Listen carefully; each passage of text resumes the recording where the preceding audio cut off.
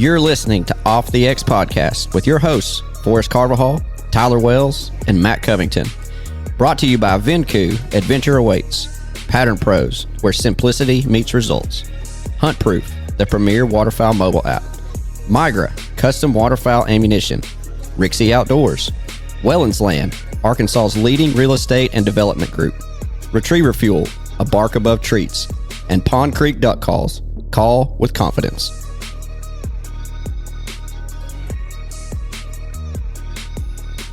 What's up, everybody? Welcome to Off the X Podcast. I'm Forrest Carvajal here with my best good buddies, Mr. Tyler Wells. How are you? I'm great. How are you? I am wonderful. You're on one tonight. I'm ready to rock, baby. And Mr. Matt Covington, how's it going? It's going well. I'm ready to hear some stories from you. Dude, I got stories for days. I had to write out notes for the 5 hunts that I went on this week. Hey, get him, Ruby. Get him. 5 hunts, huh? I did. 5. I think that's the most hunts that I've done on a Thanksgiving break probably since the kids have been born.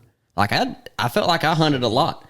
And we'll get into some of the reasons on why, but what's been going on? Because I haven't seen y'all all Thanksgiving break. Did y'all have a good Thanksgiving? We had a great Thanksgiving. And it was duck season, so And it was even duck better. season. It was. What about you, Tyler? I've got a dog nibbling my fingers. That doesn't look like she's nibbling. She's getting after you. She's like, you were blowing duck calls earlier. You've got me riled up. We're ready to go fetch something. She's not a fan of the split. I'm not a fan of the split. She's been on the split for one day, and she's already restless. How many days did y'all get in? I hunted 3 times. You hunted 3 times? Yeah. For some reason, I thought you hunted more than that. No, I just went 3. I hunted opening morning. I hunted Wednesday? Was that Wednesday? Yep. Right? Mm-hmm. And then I got left high and dry. hunted Sunday. Yeah, this past Sunday. I'm trying to think. I'm telling you, I've had a hard time keeping up with days. I've had kids at home all week, and that's why you haven't hunted as much. Well, no, I've been working. I just haven't taken the time to go hunt too. Let me put her in the kennel. Well, what about you, Matt? How many? You only hunted twice, didn't you? I hunted 3 times. Did you hunt 3 times? I had 2 real hunts and 1 sentimental hunt. So. Oh, that's right. Yeah. Oh, we're definitely going to get into that one. Yep, need to talk about that one. Yeah, so we've got a lot to talk about. We're going to talk about all of our hunts. At the end of this, we'll talk about Barrett Moon, where he's been, all good things, but there's stuff to talk about there if you want to listen to the end of this. But I am so excited to hear all the stories, talk about what all I've seen. I posted earlier today about what your experience of the first split has been, because I don't care how many ducks you've killed. I mean, everybody's experience of it is different. Somebody might go and kill 1 wood duck and their experience is great. Somebody else might go and kill 5 mallards and think that it was slow and terrible. Everybody's experience is different. I just wanted to know, are you happy with the first split? What about y'all? I'm thrilled. To be honest, it was probably the best first split experience-wise that I have had since I can remember. It was outstanding. Man, it was so hot that I feel like, I got all I wanted of it. It's the first time I've ever duck hunted with a thermocell beside me. No Really? doubt. Yeah. Dude, it was terrible. And that's interesting, because you're talking about opening day, right? Opening day. I had my Sitka Equinox top on with the insect shield on it, and I had a thermocell running right beside me. And y'all had fog and everything too, right? Yeah. Yeah, we had fog that morning. We had a fog of mosquitoes. And I mean, the only thing we were lacking was a cottonmouth swimming through. See, where I was at, I had neither. And no cottonmouth either. Like, it was not foggy. I expected it to be, but it was not foggy.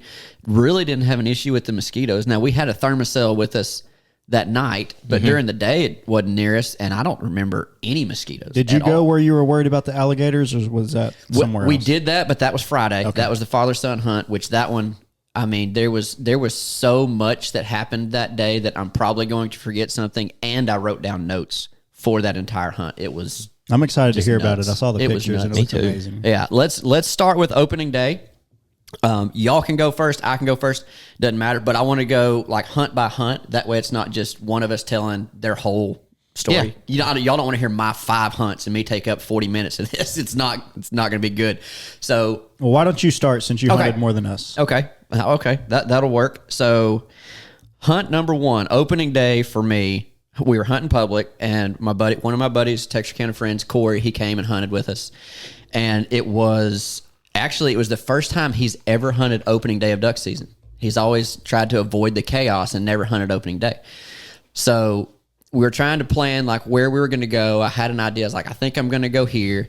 So somehow I messaged Todd Ezai, and we ended up joining him with his group for opening day. So there's actually, I think it ended up being 8 of us, and it was a very pleasurable hunt as far as the people that I was hunting with. It wasn't anybody that was too over eager, and it wasn't anybody that was just too relaxed and didn't care. It was like we all had a similar mindset for the way we wanted the hunt to go, so it worked really well, even though I only knew I think I knew half of the guys there. The other half I didn't know. But anyhow, opening day, public land. We had one guy go get the hole that morning, like Friday morning.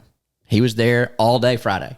Oh, okay. Yeah, all day Friday. So there wasn't any 4 a.m. boat racing. No, there was no boat racing. And, it's one of those things, you got to stay on the boat. So, I mean, it's technically, you don't really actually have the hole. I'm not going to say where we were at.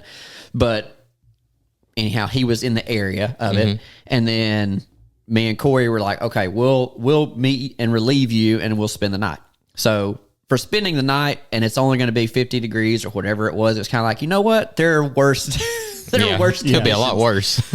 And I thought that. And then me and my dumb self, 50 degrees in the sun out is very different than 50 degrees at night. And I realized that at about 2 a.m. when I was shaking, and I was like, dude, I'm freaking freezing. Like, I'm cold. It's 50 degrees out here. I'm sitting in this boat, which I think that's what it was, is the fact that you're laying on the cold metal of the boat. It sucks the heat out of you. That, and there's no sun, and I was just like laying there.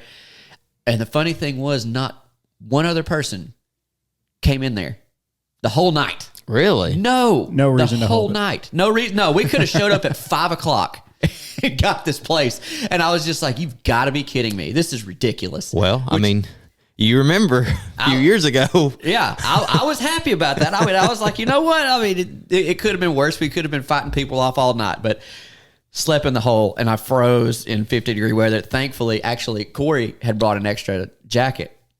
And he's laying in the boat, and he's told me multiple times, dude, you want this extra jacket? You want this extra jacket? And I'm like, no, I'm fine. I don't need it. I'm sitting there just like freezing. I'm tough. I'm tough. I can tough it out. I'm good. I'm a big boy. And it was somewhere probably around 4. Like, I'd probably almost made it. And we were at the point where people from our group were texting us like, all right, we're about to head that way. So we were at that point. And Corey leans up, and he's like, are you sure you don't want this extra jacket? And pulls it out from behind him. And in my head, I'm like, dude, I thought you were wearing it. I didn't know it was like behind you. I thought you were going to take a jacket off and give it to me. He's like, no, it's right here. I was like, I'm so stupid. I'm so freaking stupid. So I was like, yes, I will take that jacket. So did you sleep at all? If I got an hour of sleep, that's about the max. I think Corey got a little more sleep. Owen definitely got way less sleep because he's never had to sleep in the hole before. And he was like on point the whole night. Like, he was standing on the front of the boat just sitting and watching. And I'm like, bro. He said, I got to make sure nobody gets this hole. Yeah. They're like, calm down. There's nothing. Don't worry about it. Don't worry about it. And so far, we haven't even gotten to the actual hunt yet. We're still we're still at the nighttime portion. And Todd, his thing, he was like, if y'all stay out there, I'll bring and cook breakfast. I'm like, okay, great. Well, he gets there and he starts to cook breakfast, and we're putting out decoys. We're getting dog stuff set up, and we've got the hole. Still, nobody tries to come in there. Well, by the time he's got breakfast ready, we're putting boats up. It's time to hunt, and I didn't get any breakfast that morning. Oh, gosh. It's just like, and that was kind of the running joke for the rest of the morning with him. Was I was like, man, it would be nice to have had some hot bacon this morning. That would have been great, especially after spending the night out here. But that was the running joke. And right at first light, it was like, okay, it's duck season. And we had ducks circling, blowing duck calls, hearing the whistling of wings, some ducks landing in the decoys, getting out, little groups, like 5, maybe 10. 10 might have been the biggest group that we saw.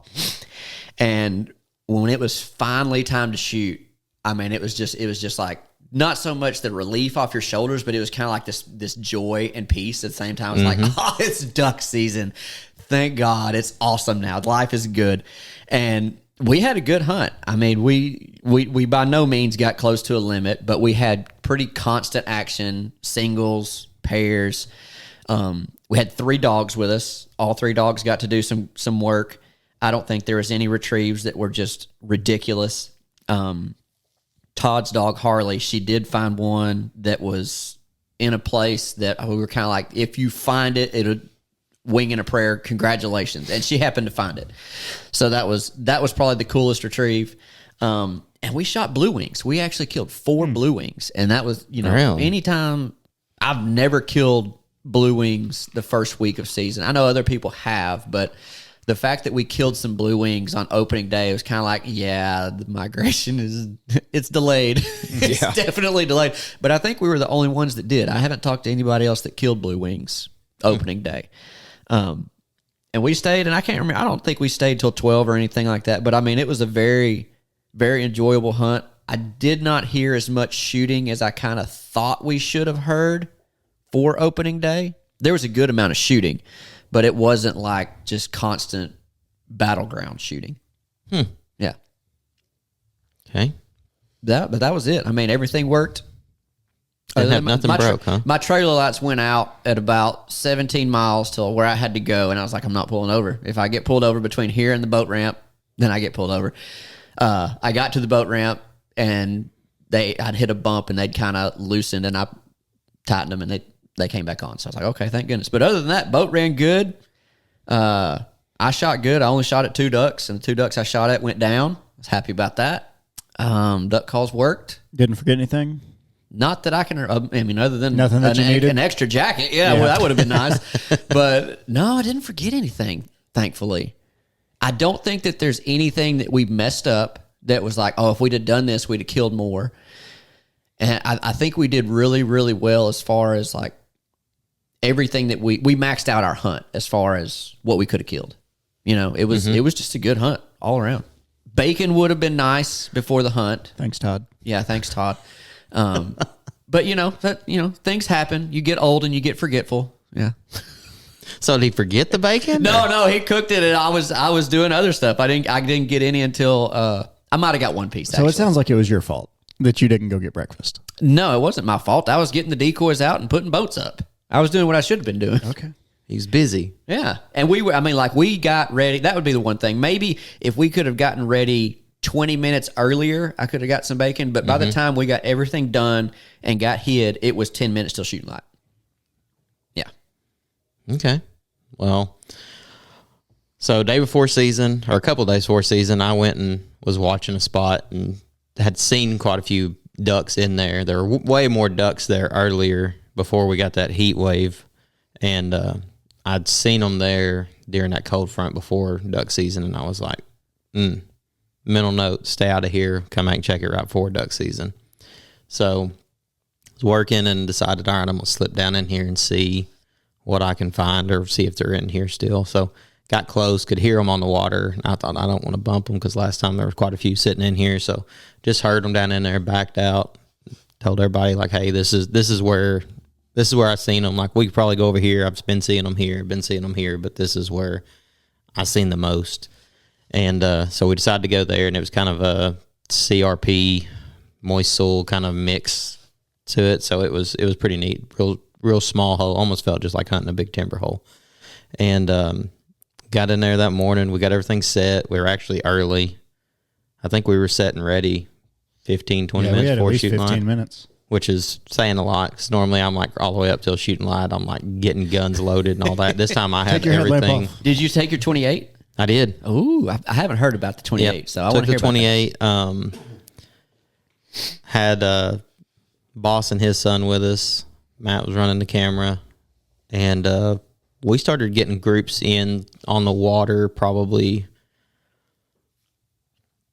5-10 minutes early. I was going to say 10. Coming in, hitting. You know how they do. They'll hit the water, sit we for a had minute, a good and pick show up before sunrise. Yeah, like it was nice, and so they picked up, and then probably 10 minutes after shooting light, I think we had a good group come in, backpedal, hit the water. First couple hit the water, and I was kind of behind Ben and Noah, and I let them light into them, and then I tried to pick off some on the side, and we ended up killing 9. Right, killed 9. Could have shot a little bit better and probably killed a few more, but I mean, yeah, we could have shot better, and we definitely could have killed more. But we worked a pretty good group of mallards that morning. Worked a really big group of gadwalls, and then worked one good group of teal, and then one smaller group of teal. That the little group came in and just hit the brakes and slapped it on the water, and the big group just kind of dipped in and dipped out, And 28 shot really good, I thought. I mean, yeah. Whenever I was the only one with the 20, the rest of them had 28s, and I mean they were knocking them down. Yeah, that's awesome. Mm-hmm. That's awesome. Yeah, so it was a lot of fun. I mean, shot 9. Ruby picked up 3 of them that morning. She had one that was it was pretty lively still yet, swimming away, and she swam it down and caught it and brought it back. So I was pretty proud of her there. Heck yeah! So I mean, it was a great morning. Found out I had 2 busted those Mojo Mallard machines. Yeah.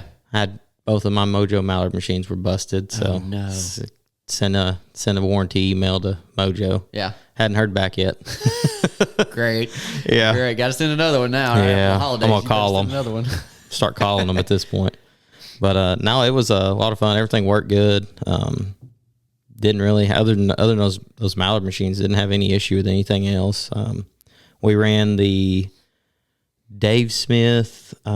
What's the name of those? It's fancy. I'd have to look. Maxima. Yeah. Dude, I like them. They're not a hard plastic. Like they don't cling. They almost sound like the Avian X. Yeah, ones? yeah. They sound Which like Avian those. X. Those were nice. When you had those were very quiet decoys. I like that. Yeah, so I was super impressed with how quiet they were, because I've got that boar hog rack, so I just slapped them on the side, and I thought, man, these things are going to make a ton of noise every time you go over something. It's going to rattle. But they didn't. They were super quiet. They look really good on the water. Maxima. The Maxima? Mm-hmm. Yeah. So we ran... they look great. We ran some of those, and I was super impressed with them.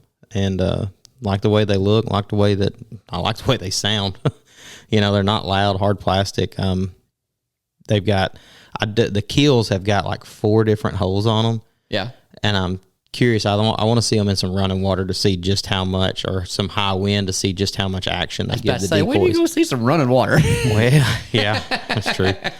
I can turn on a well and there you go. And have some running water there. Ice eater running. Right, no doubt. But no, man, I was super happy with the way opening day went. Ruby did good. I didn't run her leashed. I just left her sitting on stand. She didn't break. I didn't have to go over and tap her every time I let her loose, so that was a plus. And but no, it was a great morning. I mean, I think we were done 9.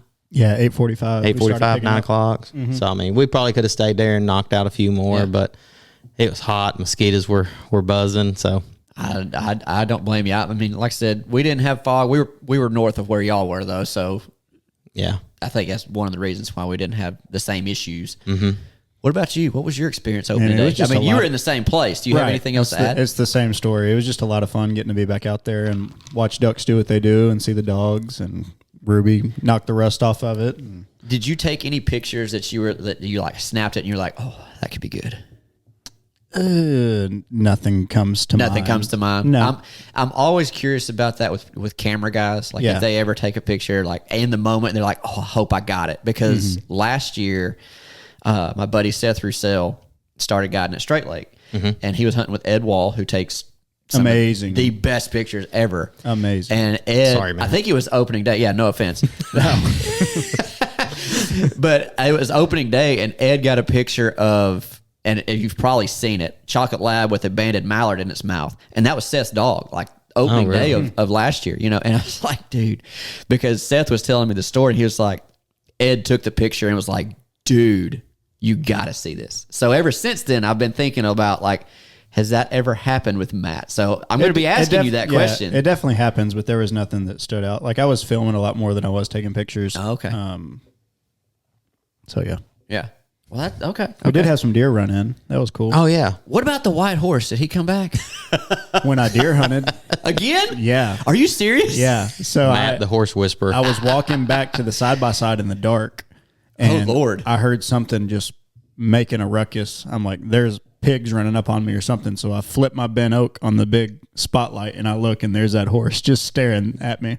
Now, that would freak me out. Like, what color is a horse's eyes in a light? Oh, I don't even remember. I swear, if they were red, I'd be like, all right, you're dead. So yeah, 30 out 6. the saga of the horse continues. I went back a couple days after my first encounter with him, and he was like chained up in the guy's front yard, like he was in trouble. Oh, so you know where he belongs now. I do now, Oh, now that's hilarious. but he was back out there with me. Oh my gosh. So I think that you should try to tame the horse. Like that should be your goal, is like to have a video of you taming the horse. I thought he was about to tame me. He charged me. And I Oh, was like, really? well, here it goes. I was going to say, we're going to get a video. bluff. Matt's going to set a camera up because when he goes and tries to tame this horse, it's just going to stomp a mud hole in him. I did go pull a trail camera that I had out that I didn't have any cell service. That horse was standing in front of my camera.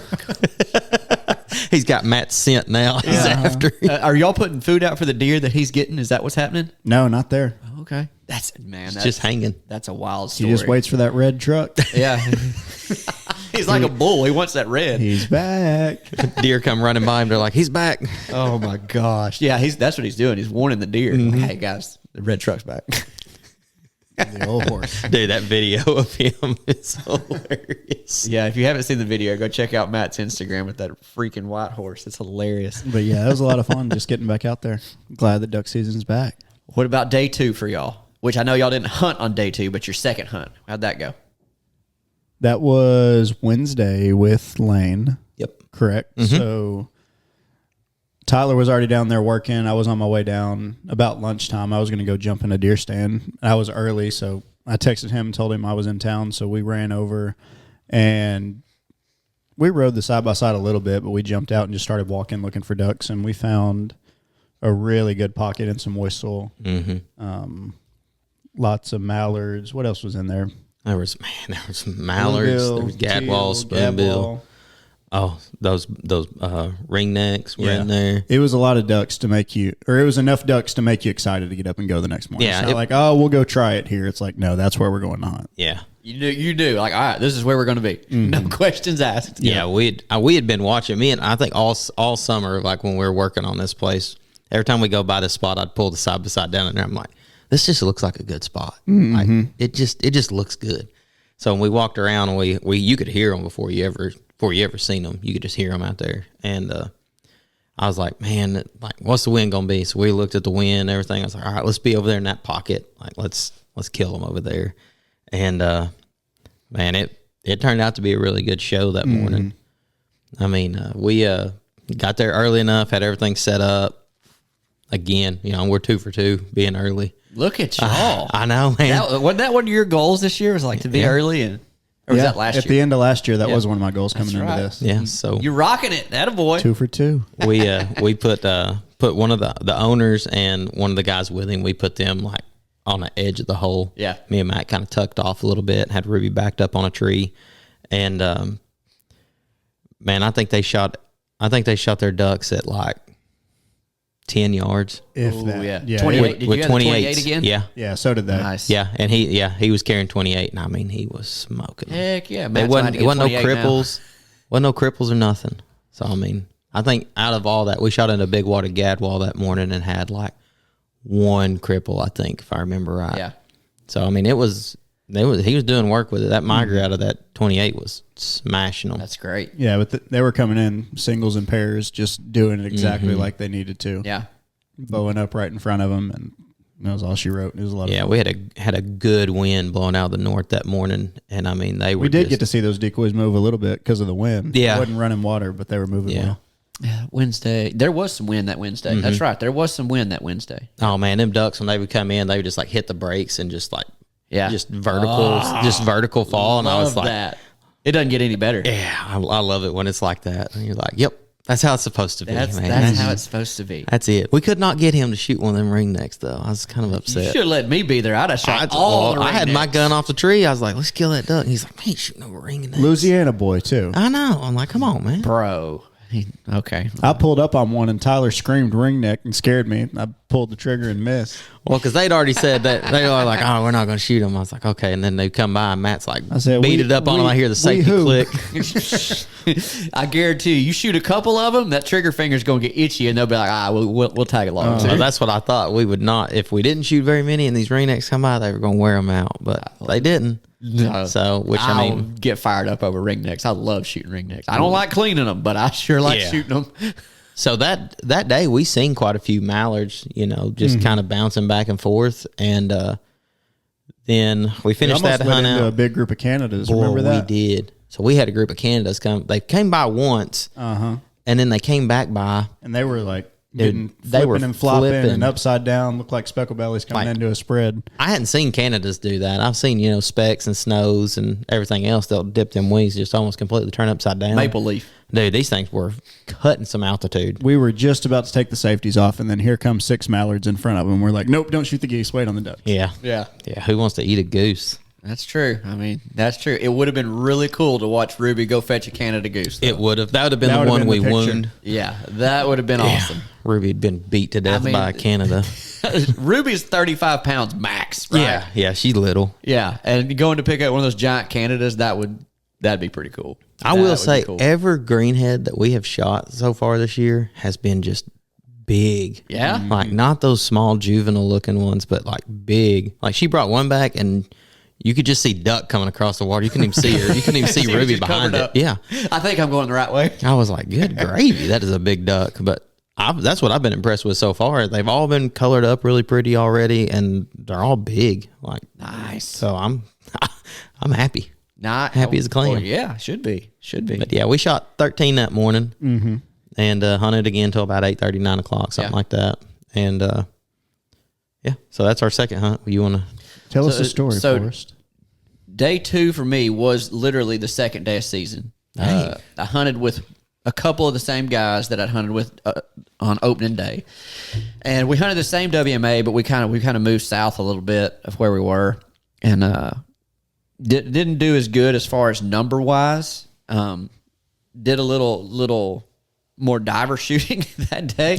Actually killed, which I don't mind my buffle heads and ruddy ducks. Killed a couple of those. I think, let me look at my notes real quick before I forget anything, but the best thing was, so we were done. I had to leave early that day because Leah had something. So like 9 o'clock, we're like, okay, we're done. And all right, well, let's pick up decoys. They all start unloading their gun. And I'm kind of like, in my head, I'm like, what are y'all doing? A duck is going to come by while we're out here in the decoys. Like it's almost a guarantee. It's like when somebody goes to pee, there's going to be a duck come by. So they're all unloading their guns. And I hadn't taken 5 steps out of where I was hid, and here comes a duck, and it's in my head, it's a ringneck, and it comes shooting by, and I boom, miss, boom, I hit him hard, and it's still going, boom, just one of those Hail Marys, and I miss, and they're like, oh dang, that'd been cool if you'd have killed him, and I said, you better watch him. And it's one of those things where they just kind of sail a little bit, and all of a sudden they just roll over dead, falls over belly up. And I'm like, that's right. That's right. Y'all should have kept your guns loaded. And he's out there. So this is it depends on how you want to consider distance for your dog's retrieve. But I would say I call this somewhere between 100 to 150 yard retrieve. But if you count swimming, he did swimming and not swimming. But if you count from where he left his dog stand to where he picked the bird up, we're probably talking 200 to 250. Like it's pretty good one. Well, you think about it, like I shot this duck and it sailed and sailed and sailed and sailed and sailed and then rolled over dead. And I shot it good 40 yards or so when I was shooting at it. So anyhow, I send Owen, and he's got this issue of like the brush that he's got to get through where we've kind of been shooting him. He wants to stay in that, and then there's a clean patch of water and then some more vegetation, another row of it. So I've got to push him through the clean water, but he doesn't want to go past it because everything he's picked up has been in where we're at. So I'm pushing him. So I have to move out and walk him and push him and push him and push him. And I finally get him to where he needs to be. So now I'm pushing him sideways to try to get him to go down. And he finally gets down there and he gets it and he brings it back. But I'm like, if that's a drake or if it's banded, this is potential, because this is by far the longest that he's ever had to go. And he's had to go through different things to get to it. He's had to swim. He's had to, kind of hop, because at that depth where they can't swim, but they can't just run. Yeah. It's that jumping straight up and down like coyote hopping or whatever. And he brought it back, and it was a hen bluebill. It's only the second lesser bluebill that I've ever killed, but it was a hen. Well, crap. So I'm like, okay, well, that's not it. But it was cool to watch him. He listened to me for the most part. Now, we had to work to get it. Had it been too deep for me to get, he still would have got it. I still could have got him to it and gotten it. It's not like one of those things that I would have never gotten that duck back. Had I not had him, I could have gotten it with the boat or whatever. But it was still nice to watch him do what he's supposed to do and push him out there and get him to do that. But other than that, that hunt was I'm not going to say uneventful, but it was pretty slow. The ducks did not respond to anything. Like, they did not want to hear a duck call. We saw probably more groups of high ducks, and I think that was because of the pressure that they'd had the day before. But nothing wanted to listen to a duck call, could not get anything to work. But everything that came in, pretty much we killed. I don't think that there was anything that came in that we shot at that we let get out. But we didn't kill much at all. So I'll go ahead and go into hunt 3, which was, I actually hunted the same WMA, but it was a solo hunt. And it was a place that I'd kind of watched them after opening day. I was kind of like, I wonder what's up that way. And I asked a few people if they were going to hunt, and they were hunting, but they were hunting with a different group. They were going somewhere else in the WMA. I was like, okay, that's fine. If you get too many, I'd already planned to go by myself. But I got the spot that I wanted, which I was happy about. And the issue there was, like, I don't know this place, so I don't know if there's beaver runs or if there's holes or what I'm getting into. So I got there super early. Got all my decoys out, got it situated where I thought I needed everything to be, and got set up, and the ducks were coming in first light, and I was like, this could be quick. I could be done really quickly. And by the time shooting light got there, I could not see where the ducks actually were. Finally had something come in, I shot at it and missed, and then watched like 10 ducks that were at 50 yards plus jump up, and I was like, crap. I had no idea there was that many that was right here in front of me. Couldn't see them, just couldn't see them. I was just like, oh, you're such an idiot. And I shot the worst that I shot all week that day. Probably had the most opportunities for me to shoot all day or all week, and could not hit the broadside of the barn. I told y'all I took 14 shots that day. Took 14 shots. I hit 4 ducks. I only got 3 of them back. Were you carrying 15 shells? No, I could carry 25 here. I carry 25 now. My issue with the 15, the reason I don't do that anymore is because it hindered me because of my anxiety. Like, I wouldn't shoot because I'm like, I've only got 15 shots and I miss a lot. So I'm just not going to shoot. So now I'm pretty confident with 25. I'm going to kill my 6 birds. But that day, I may not have. Like, I may not have killed all 6 with the 25 that day. I shot so bad, which the first group that I killed something, I had 2 come in, but the problem was they kept coming into my left, and Owen was to my left, and my footing was really bad. So, like, when they would come in, I was having to try to get around him, lost time there, finally got up. I killed one, tried to get on the other one, shot twice and missed, and then he turns and comes my way, and I throw in a 4th and kill him on my 4th shot. And I'm like, Lord, why? I mean, but now, when I started shooting, they were at 15. Like, they were there. It was like, it should have been easily boom, boom, done. This go, get them. But the second one, it fell.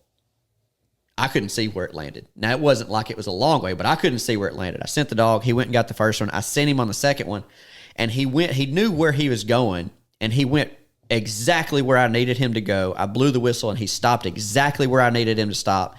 Gave him a back left. He went back left just like I told him, found it and came back. And I was like, okay, it's just, we just had to get a little experience, and now we're rocking. And that was pretty cool.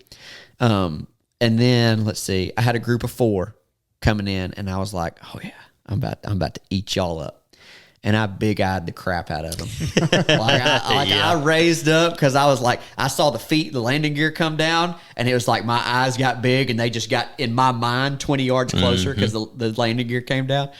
And I raised up and shooting. As my gun's coming up, I'm like, you screwed up. boom, miss, boom, miss, boom, miss. I'm like, they were at 40 when I raised up. Gosh dang it. And I'm pissed. It drives me nuts to miss. Like it hurts my feelings. I get mad. It makes me not ever want to shoot again.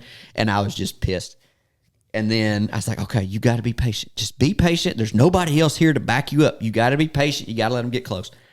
And I have one come in. And at this point, I've figured out, like, I know how to get them to finish. Like, if they come close enough and circle once, don't make a sound. Just sit there. If they circle once, they're coming because they want to be here. Otherwise, they're not coming.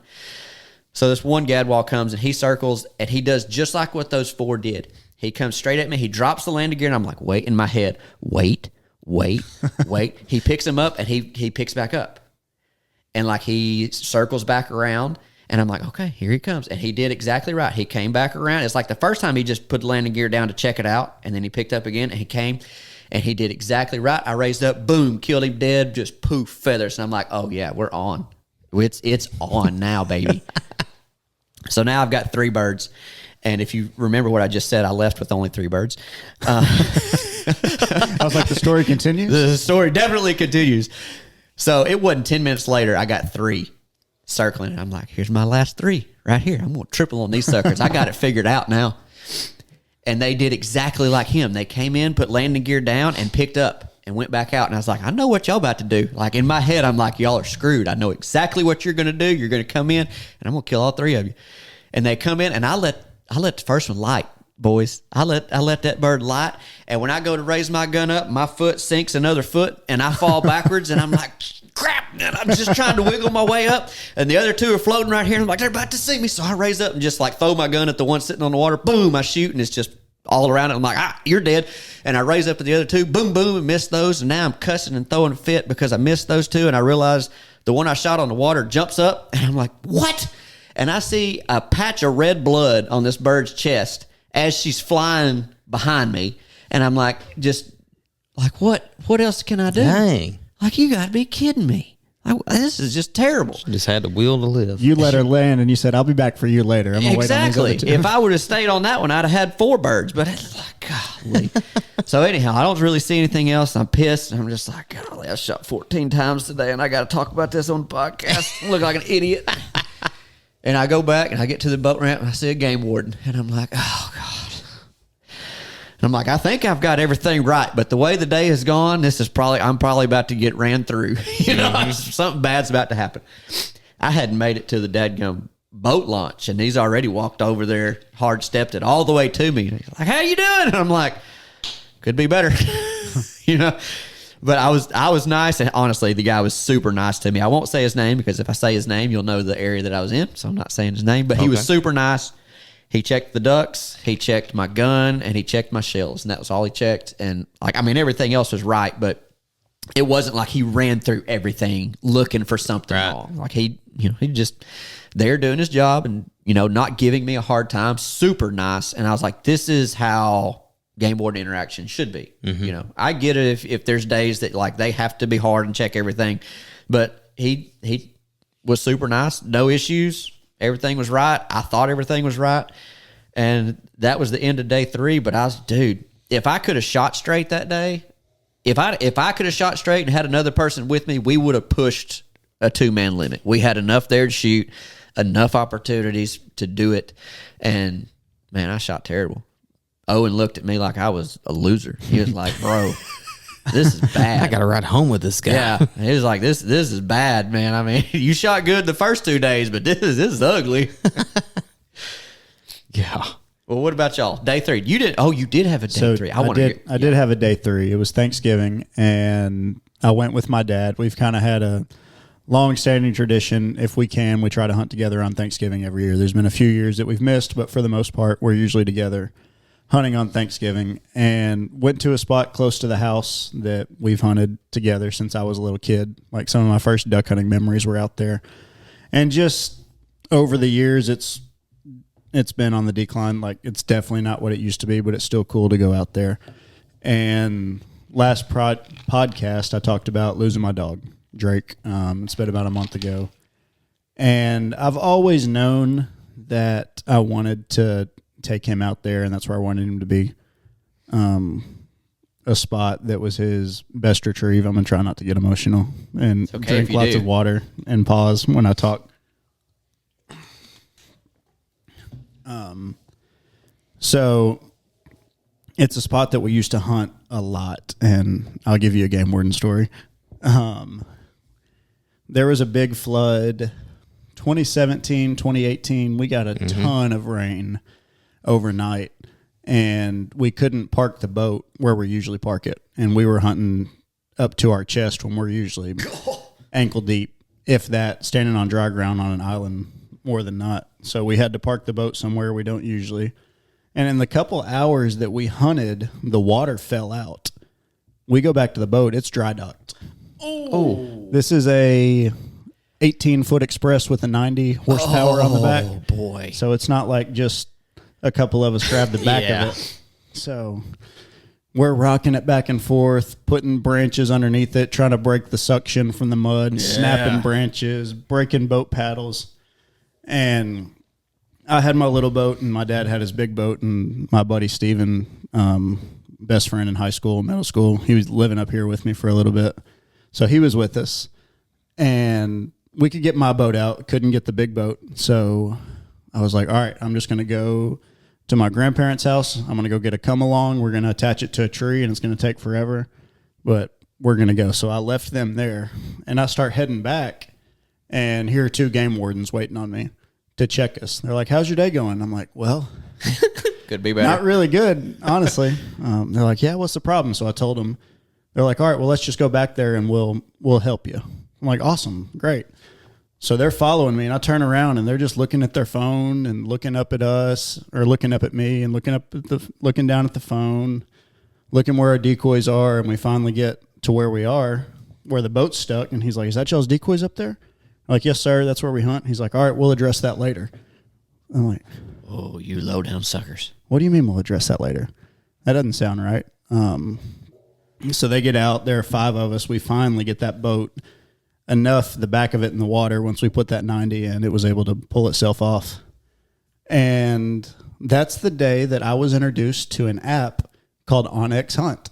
He said, let me show you this real quick. So he pulls it up, and we are, according to OnX, we're across the line of where we're supposed to be. But for years, there are boundary markers on cypress trees out here 100 yards away from where we're hunting. So we've been going off of this for ever, my whole life. Like, you can hunt here. So they're like, yeah, boys, y'all can't come back here. Like, you can download this app on your phone. We're not going to write you a ticket. But you can't be hunting back here anymore. And it was our favorite spot. So like, OnX, I love you, but you screwed me on this one. Never. There's the moral of the story. Don't let a game warden help you, huh? So I say all of this to say nobody's hunted that back island since 2017, 2018, whenever that was, legally. When I was in college, I shot a 10 gauge. I've talked about that before. Yeah. Not trying to be cool, just my dad had a 10 gauge and a 12 gauge. He shot the 12. I shot the 10. I was a broke college student. I didn't go buy a new gun. I just shot a 10 gauge. And we hunted Thanksgiving morning, not there, obviously, another island 500 yards away or so. But I knew I always wanted to put Drake back there on that back island. So we hunted till 8 o'clock, 7:45 maybe. There weren't ducks. I wasn't expecting there to be ducks. I went out there for a different reason to do this. So left all the guns in Dad's Dad's boat, got in my little boat because I wasn't about to take a gun back there and have a repeat. So like I said, he was cremated, and I didn't really want to spread his ashes. I kind of always wanted to bury him, so I had him in that box. Pulled up on that island we used to hunt and got out, and I'm trying to find the spot where to do it. I'm like, this would be cool, this would be cool. And then I walked up to where we used to stand, where we hunted forever, just in this clump of trees. You can get your gun out, throw a camo net around it, you're hidden really well. That's where Drake used to sit. So I'm like, all right, this is the spot. Another drink of water. You're good. You're good. You make me tear up over here. Oh, dang. So I'm like, all right, this is the spot. I brought a shovel. It's the first time I've ever picked up decoys with a shovel because I had it in the boat with me. So I started digging. First scoop, just break the surface. Second scoop, I pick it up. I'm like, what in the world is that? So I bend over, pick it up, and you can see it in that picture. There is a unshot 10-gauge shell. Oh, my gosh. Laying right there. Bro. I was wondering what that was, like in the picture, because you showed the picture. I was like, I wonder what that. It was rusted about. over. The latest I could have dropped it was the day the game wardens taught me about Onyx. So for 10 years ago, whatever. Wow. So I was like, yeah, I guess this is the spot. So got a little emotional when I saw that because, I mean, I'm fairly certain that was my shell. Like, Yeah, who else is shooting it a gonna 10 be? gauge Right. there. In a place it wasn't supposed to be. Did in the you place I leave it wasn't there supposed too? to be. Did you leave it So there? I did. I dug a little hole, put his box down there with his ashes in it, had his name on it, and then left that 10 gauge shell and covered it up and just kind of sat there for a while and was just playing back all of the hunts the morning that we had hundreds of mallards dropping in front of us. Yeah. The morning he went and jumped over that log and dove under the water to get it. The day he was bringing a duck back and stopped on dry ground when he wasn't supposed to and shook it off and didn't see the duck fall out of his mouth and swim off, went back to pick it up and he started looking to the left and right like, what happened? What happened? So yeah, I sat there for a second and then here come two wood ducks buzz me. I'm like, this is where he needs to be. Good spot. So we shared a couple tears, got back in the boat and went and had Thanksgiving. Yeah. But yeah, I'll post that picture. Yeah, absolutely. It might be the cover for this podcast, honestly. It's what I think it should be. So that was my third and final hunt of the first split. Yeah. And it was kind of weird to say, but like I took him up there with me that day, and that's the first time I've had that boat ride without him going back, and that sucked. But You'll go back and visit, though, right? Oh yeah, I don't see how you could. maybe in the summer with a fishing pole. I don't want to get jammed up by a game warden with a shotgun. Look, my dog is buried over here. If you won't give me a ticket, you're going to give me a ticket, but I'm going to visit my dog. And I looked out across the water 150 yards away, and those old boundary markers were still there. Really? Man, I wish I could still hunt here because those signs say I can. I might have to go steal one of them signs. No doubt. No doubt. That's such a Dang, good dude. story. That I mean, is. I think that's every duck hunter that's had a dog relates to that story. You know, and that's the hardest part about having one. Yeah, it Hardest really part is. about having one. The funny thing is, being in college and paying for those 10 gauge shells, I was probably pissed when I dropped that shell. I bet you were. I Stomped bet it you in the mud were. on accident. Yeah. And to God find was it so like, many- you Just hold you on. won't be as upset. Just hold on. You'll get it back.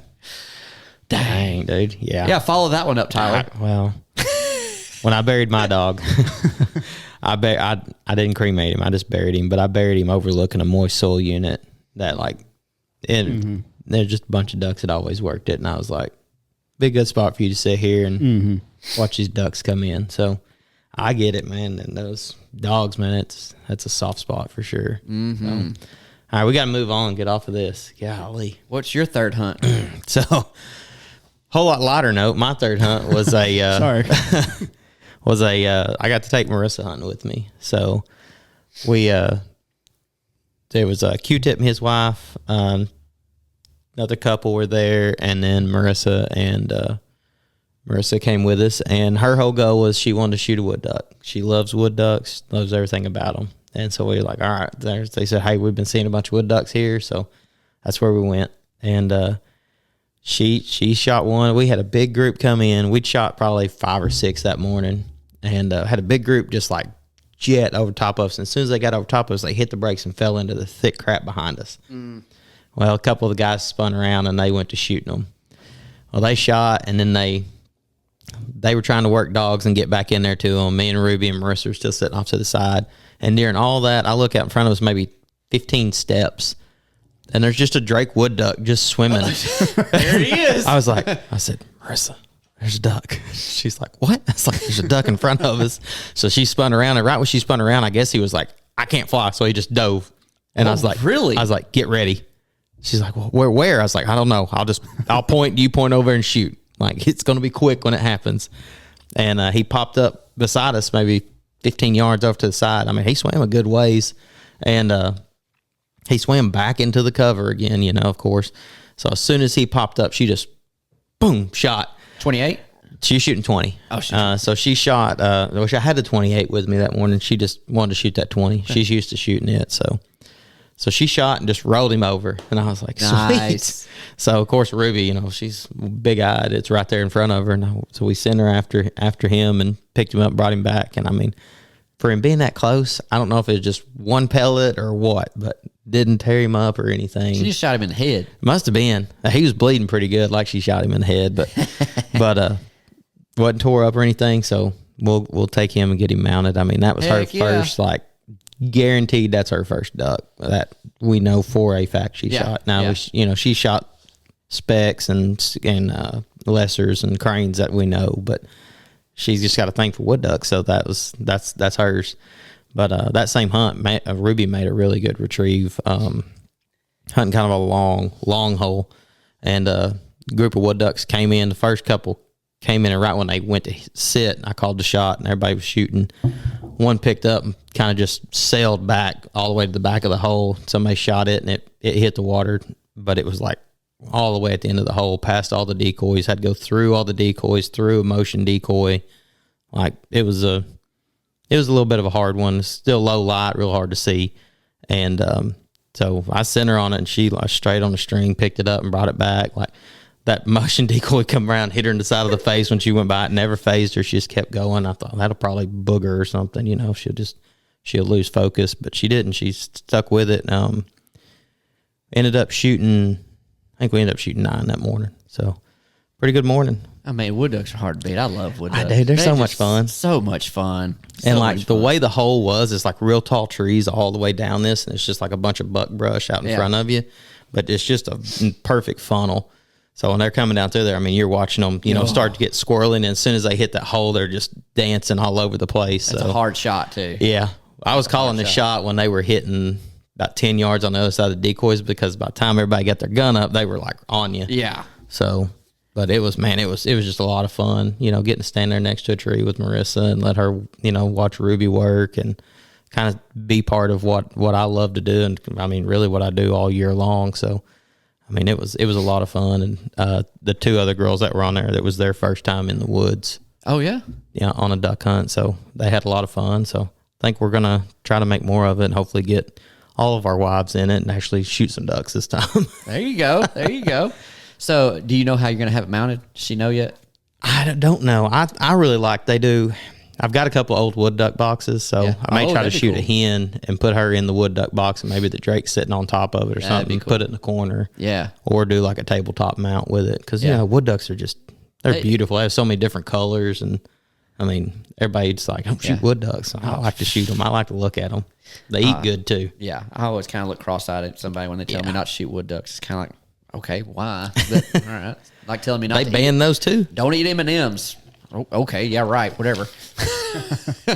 But all right, y'all done with those? Yeah, man, that was my last hunt. I'm out of hunts. Buckle up, because this is the story right here, boys. This is it, huh? If you've made it this far, congratulations. Here's another hour for my hunt for the father-son hunt. Mm-hmm. So this was me and my 2 high school buddies, Zach and Corey, and we planned this. I don't remember how long ago that we wanted to do this, but we planned it for the Friday after Thanksgiving this year. And we're taking our sons. So I've got 2 sons. Zach has 1. Corey has 1. So it's 3 adults, 4 boys. And like we've planned this. I look forward to this ever since we planned it. Like, that's going to be the best hunt. And we were going to go to Pond Creek. It's like we're going to go where I grew up hunting. My boys are going to get to take the same drive, the same landing, same boat ride that I took as a kid, learning all this stuff. And they're going to see, the same stuff. And I was like, it's golly. And I'm going to do it with, high school friends and watch their sons. And Zach's son, Ben, he was bringing a gun. Like we talked about it ahead of time. He was bringing his 410 just in case, because he'd never killed a wood duck. He wanted to kill a wood duck. And if you're gonna kill anything at Pond Creek, it's gonna be a wood duck. I mean, if you're gonna shoot anything, that's what it's gonna be. And then Corey's son James, it was his first duck hunt ever. So it was like that first time my boys been to Pond Creek. Just a lot of firsts. So me and my boys were headed down Thursday night. They were already there because they were doing Thanksgiving down there with their families. And we leave and it's dark 30 and we are about 10 miles from Prescott. And I hit a bump, trailer lights go out. I'm like, frick, you gotta be kidding me. And Reed already said that he had to pee. So I'm like, I'm all right, 10 miles, I'm risking it. Like if I don't get caught in 10 miles, it'll be fine. I'll probably just tell them, look, they bounced and went out. They're going to work. So let me plug it back in. But I'm also like, there's no way I'm going to see a police officer. Make it to the Prescott exit. Hadn't seen anybody. Take the exit. Turn left to go over the bridge to go to the Loves. Who's sitting on the other side of the bridge? There's a police officer. I'm like, you've got to be kidding me. In my mind, I'm like, I swear, if he pulls me over, I'm going to be nice, but I'm also going to be frustrated. Like, I can't help it. Like, I'm just, come on, let's not start this hunt off with a ticket, So he does it. I pull into the Loves. He hasn't moved at all. I'm like, okay. So we go in, Reed peas, Hudson peas. We do whatever we got to do. We come outside. He's sitting on the other side of the gas tank from me. I'm like, crap. Here we go. So we're walking out to the truck, and his window comes down. I'm like, here we go. He says, hey, buddy, your trailer lights wasn't working, but your brake lights and your turn signal was. Like, I know I hit a bump about 10 miles back. I said, I think they're going to work. I had to plug it back in a little bit. I think they just bounced and they went off. And I was like, let me check it real quick. Well, I turned the truck on. Everything worked. He's like, oh, well, good. I said, you kill some ducks today, or you going hunting? I said, oh, well, we're headed duck hunting in the morning. I said, you duck hunt? He said, yeah, man, we hunted opening weekend. We killed about 70, and he reaches for his phone, and I'm like, I guess we're about to have a conversation. Okay. So he's like, yeah, come here and look. The first picture he shows me, I said, it looked familiar. I'm like, it looks familiar. I said, where were you hunting? He said, I was hunting with a guide service over in Stuttgart. I said, was you hunting with Arkansas County? He looks at me kind of cross-eyed like, well, yeah. I was like, yeah, I know Mason Norman over there. He's a guide. He goes, well, that's who was guiding us. I was like, you got to be kidding me. So we sat there for 5 or 10 minutes talking duck hunting at the Lowe's gas station. And then the next thing I know, him and my kids are sticking their tongues out at each other, making fun of each other. And I'm like, well, this turns out a whole lot better than what I was expecting it to be. So I'm like, okay, well, maybe we've gotten all the bad mojo out of the way, Met a police officer, no issues, got back on the road, everything worked out. And then we actually stayed the night at Zach's house.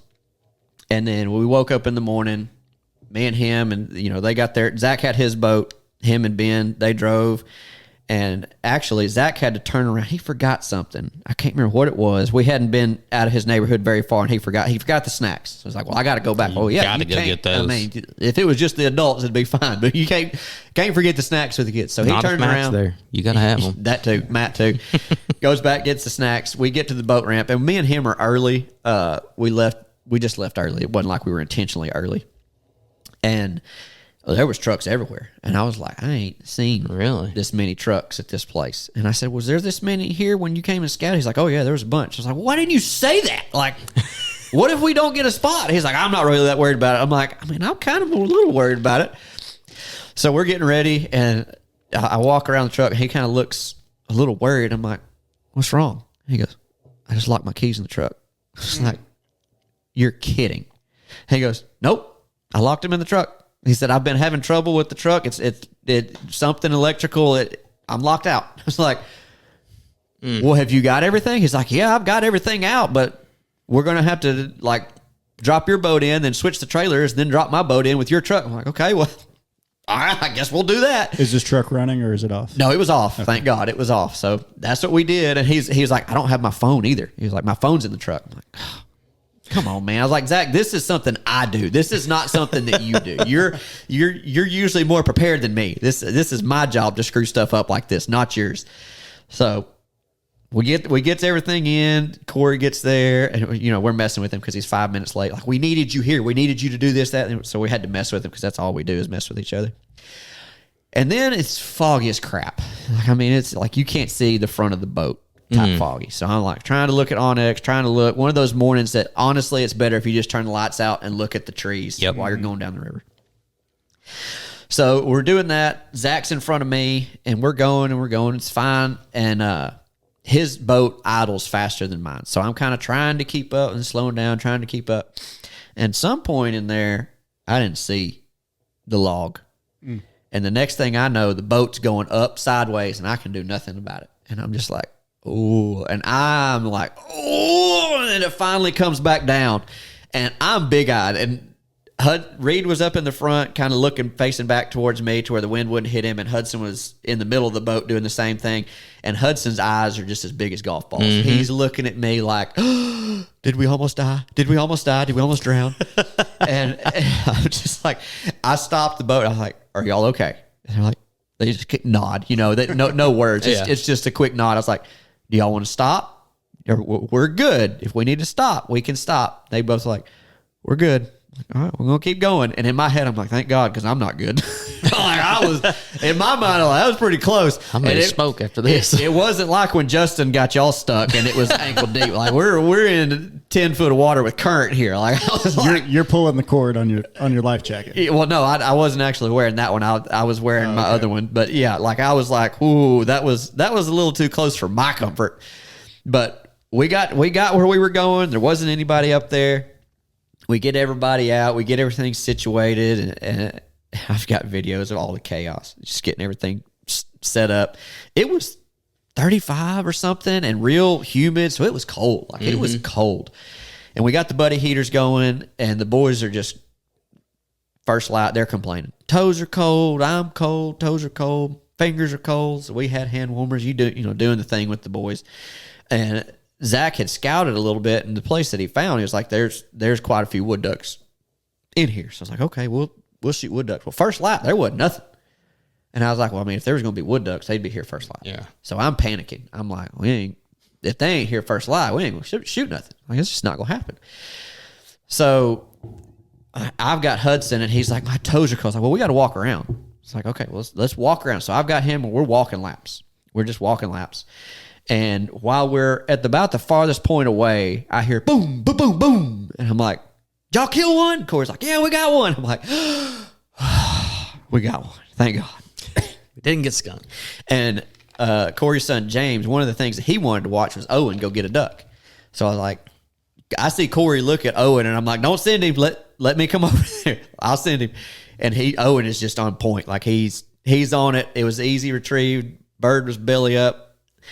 Where I had him sitting, I didn't want him jumping directly off the dog stand because I didn't see the cypress knees that were right there in front of him. So I had to get him down, get him to a clean spot before I sent him. Did all that. He did it all perfect, went and picked it up, brought it back.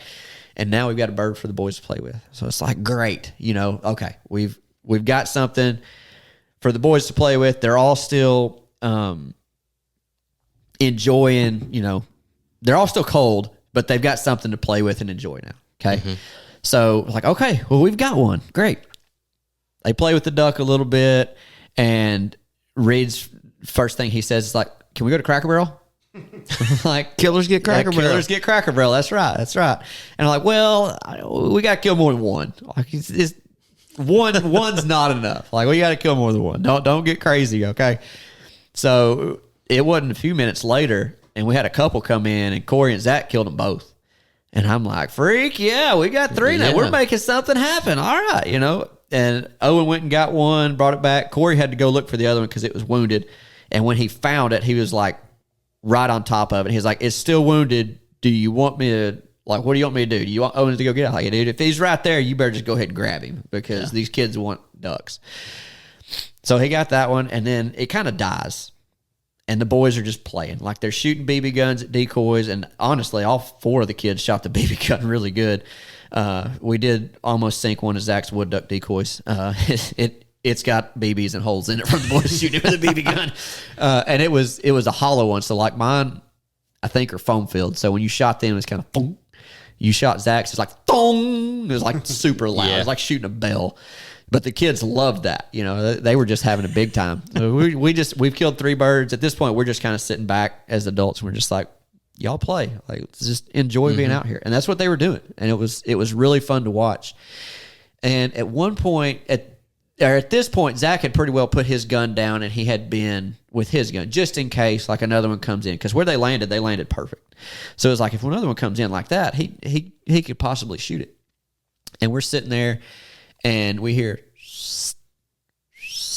which is that very distinct wood duck on the water sound. And like me, Zach, and Corey, it's like we all froze and cut our eyes at each other like, ooh, where is that? Because it was like sounds like he's right here.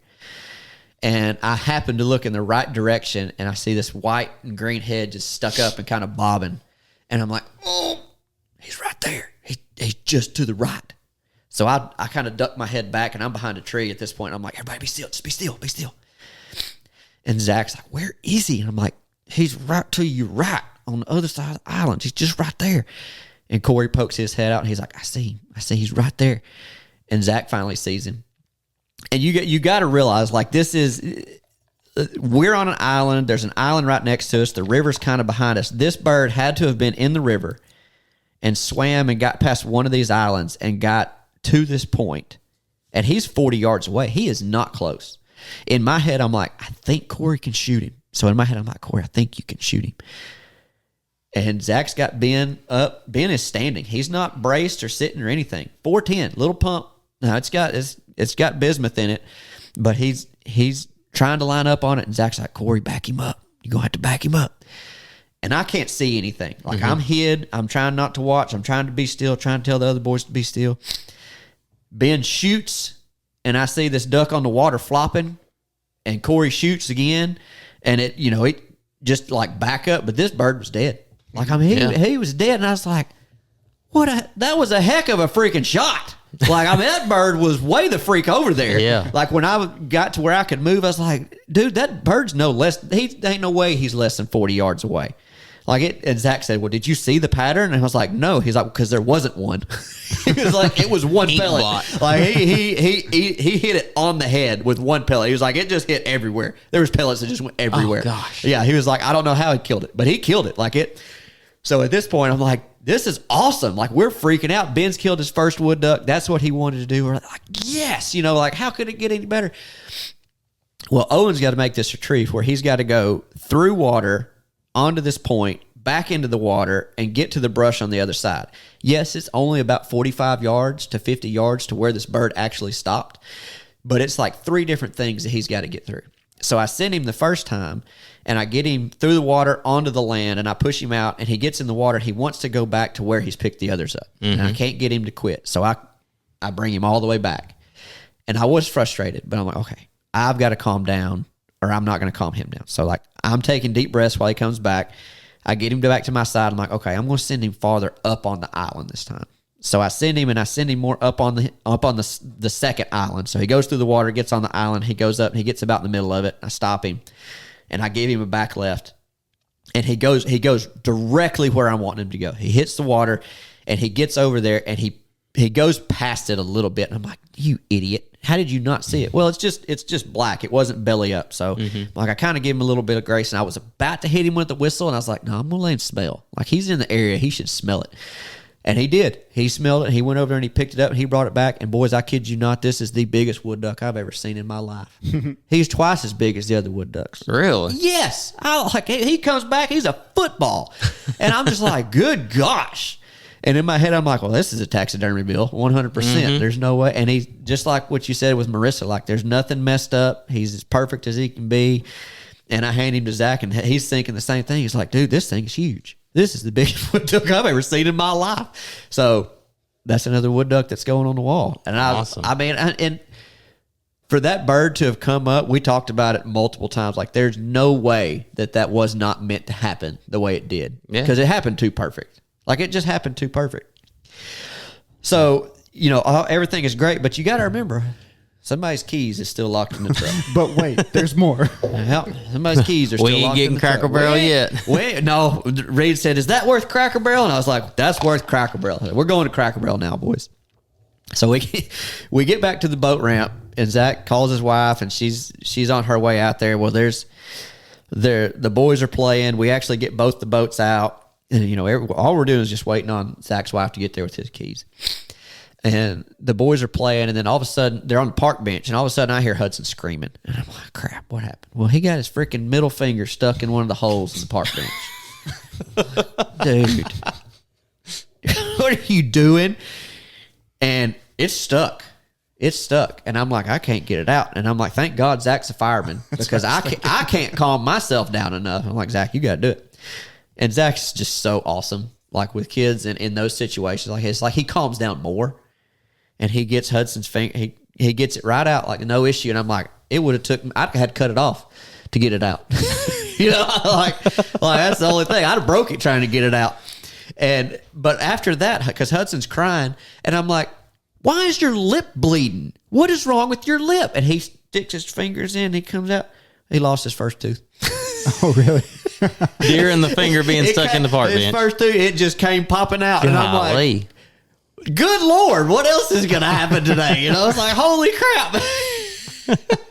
And that was pretty much the end of everything like that could happen. Everything else went well about like everybody got home great. Cracker Barrel was awesome. They gave us, we'd been to Cracker Barrel a couple times already this week because killing had been good. So killers had been getting Cracker Barrel all week. and all the Cracker Barrels that I've been to have not been giving me enough biscuits, but not the one in Texarkana. They brought a bunch. They did it right. Well, congratulations to that one. And everybody else on rations. Yeah, we got to sit right by the fire. They set us right there by the fire. Like it couldn't have been better. Couldn't have been better. But yeah, that hunt, we've talked about it multiple times, me and Zach and Corey. Like there's no way it could have went better. We did have 2 mallards that gave us a look that would have been cool. Icing on the cake. Yeah, but they seen all the movement when they were trying to come in and didn't come in. But yeah, I mean it was one of those things like, all right, well it's going to be an annual thing now. It may not always be the Friday after Thanksgiving, but that hunt, us and the boys, is going to be a yearly thing where we have to do that every year. Nice. It just went too well. Now there's definitely going to be times when it probably doesn't go well, but for that one, it went really well. I think all the boys had a good time. I don't think I left anything out. I think I got all my notes down for everything that happened. But it was a dang good time. And I did have one more hunt. Because like I said, I hunted five times, so I'll try to keep this one short. But going back to the pre-scouting we talked about earlier, I scouted a place when it was dry, and that paid off. Paid off a whole lot for my 5th hunt because I was like, okay, I'm going here. The weather should be right. Solo hunt? Solo hunt. Okay. Just me and the dog. It was kind of how I wanted it to be. It was Sunday, yesterday. And this is a place that, I really didn't expect for there. I mean, I expected there to be people, but I didn't expect what was there. Boy, when I turned in, I was like, oh, Lord, ain't no way I'm going to get a place here. So I started in, and I had one place marked where there was somebody there. I had another place marked where there was somebody there. And I was like, there's only one other area that I've got marked that maybe there's nobody in. And I finally got all the way over there, and I got to my mark, which was a decent hole, and I could still see headlamps, but I was like, I think those headlamps are far enough away. Nobody's yelled at me. They're not flashing their lights like crazy, so I think they're far enough away. And then I seen another set of headlights, and I was like, those 2 lights are closer to each other than I am to either one of them. So I'm like, okay, I'm fine. But I'm like, you know what? This is what I'll do. I'm going to set up here, but I'm not going to blow my duck call. I'm just going to y'all do y'all's thing. If something comes close enough, I'm going to blow a Drake whistle at it. And I'll call it in that way. And boys, I was on the freaking X for the wood ducks. I'm talking about when it was shooting time, they were landing in my socks. They were so freaking close. I had 2 of them land, and I was like, okay. And it's still pitch black dark, and I've got my gun up, and I'm like, I just need a silhouette. That's all I need. And I finally see a silhouette. Boom! I shoot it. Send the dog. He goes back and gets it. I didn't see the other one jump up, so I'm like, I don't know if I killed 2 or not. Here come 2 more. I'd no sooner get the dog back and put the duck on the strap. Here's 2 more land. Boom! I shoot one of them. I'm like, oh, it's gonna be quick today. The other one, I see it get out, and I'm like, you know what? I've got some more landed behind me, and I'm like, I better make sure that I didn't kill two with one shot. So I walked over there, and I look around for a minute, and I didn't see anything. And I have some more land, couldn't see him. Have some more land, couldn't see him. I'm like, gosh, dang it! And I had bunch fly through that I could have shot at flying, but I just wasn't quick enough. And then it kind of dies, and the boys around me, listen, it was just meh, meh, meh, meh, meh, meh. And I was just like, good Lord. Well, just like I said earlier, if I get one that swings over, I'm just going to Drake whistle at him. Well, I had one greenhead. He come by and he circled, and I Drake whistled at him, and he just like hit them wings and came back. He circled over me again, and I hit that call again. And I don't actually have an opening in the canopy that I'm like he can actually come through. But he found a way. At about 80 yards, he broke some branches and came down and started fluttering and just kept getting closer and kept getting closer. And he landed, but he landed right behind a tree. But I took one step out, and I took one step, and we seen each other at the same time, and then his lights went out. And I was like, first greenhead of the year, and I was like, thank God, Yeah. I sent Owen, and I was like, this is the greatest day. Like, I've got 2 wood ducks right now. I just got a greenhead. It's still really freaking early. I'm like, this is great. And about a little bit later, I hear water sloshing, and I'm like, kind of like somebody getting closer. And then I hear decoys splashing. Gosh dang it. And I can tell they're just right on the other side of this little thicket from me. So I'm like, okay, well, I better walk out because I don't want to get shot, and I don't want my dog to get shot. So I walk out. Hey, can y'all see me? And it got quiet. Can you see me? Nothing. Fine. In my head, I'm like, I'm going to give you grace. I got the sun behind me. Maybe you can't actually see me, but you can hear me. Yeah. So at least answer me. Well, I walk a little closer where I can see him. They ain't got face masks on. I can see you. Can you see me? Yeah. Like, listen, I don't care if you hunt there. You can hunt there. That's fine. Just don't shoot over here. Like, I'm not going to blow my calls. Y'all hunt. Do what you want. Just do not shoot over here. Yes, sir. All right. So I walk back to my tree, and I'm really not mad because I'm just like, I've got 3 ducks. I've had a good morning. Mm-hmm. You do what you want. I kind of feel like I'm going to outlast you anyhow.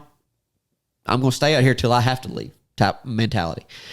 And they only hunted for 20 or 30 minutes, and then they picked up and left. And about that time after they left, I hear wood ducks, and I'm like, y'all are on the water. I can tell y'all are on the water. So I'm every once in a while. About 20 minutes later, I hear that same sound. And I'm like, ooh, he sounds close. So it was like turkey hunting again. So I'm whistling back. He's answering me. I'm like, okay. I'm not going to move. I'm just cutting my eyes looking for movement. And I see him. He's swimming right at me. I'm like, oh, yeah, you screwing up. He gets behind a tree. I pull my gun off the tree. I'm like, shh. I see him again. He pops back out, and he gets behind another tree. So I get it on my shoulder.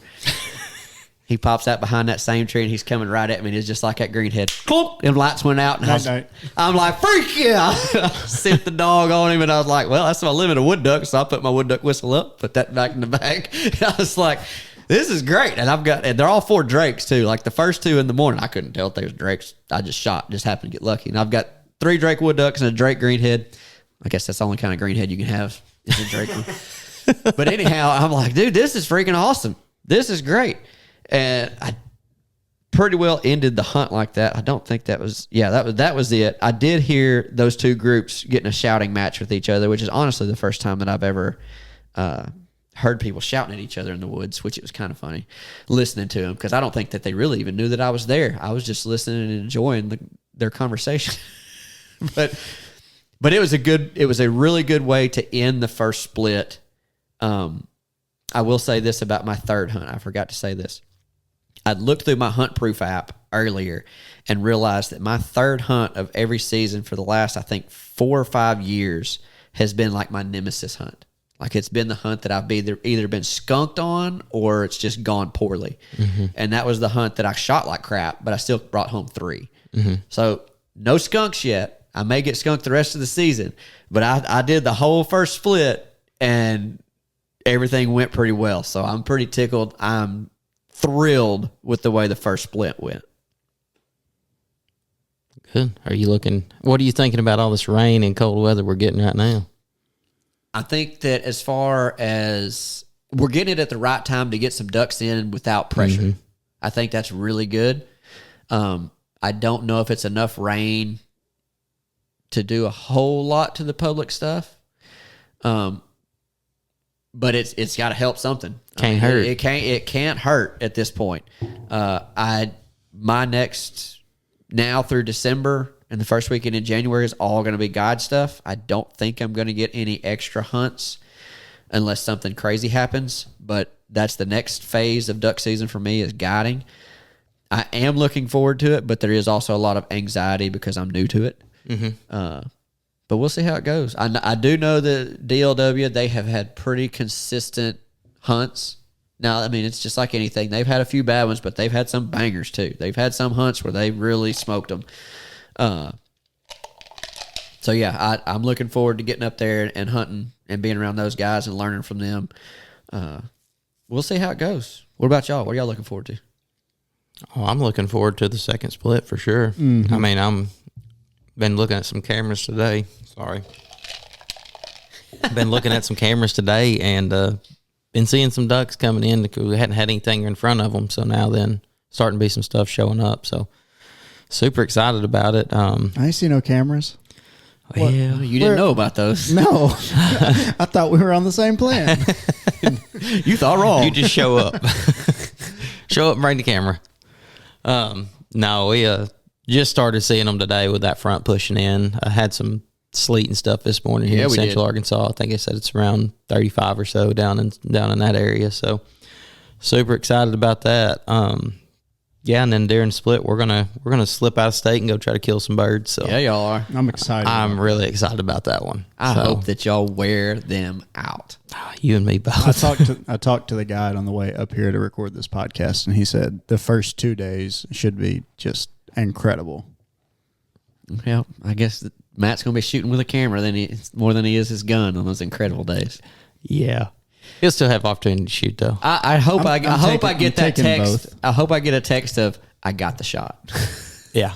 Well, I'll grab his camera from him and I'll screw it up and mess with get some weird video and they're like, who shot this? What preschooler did you have running this camera today?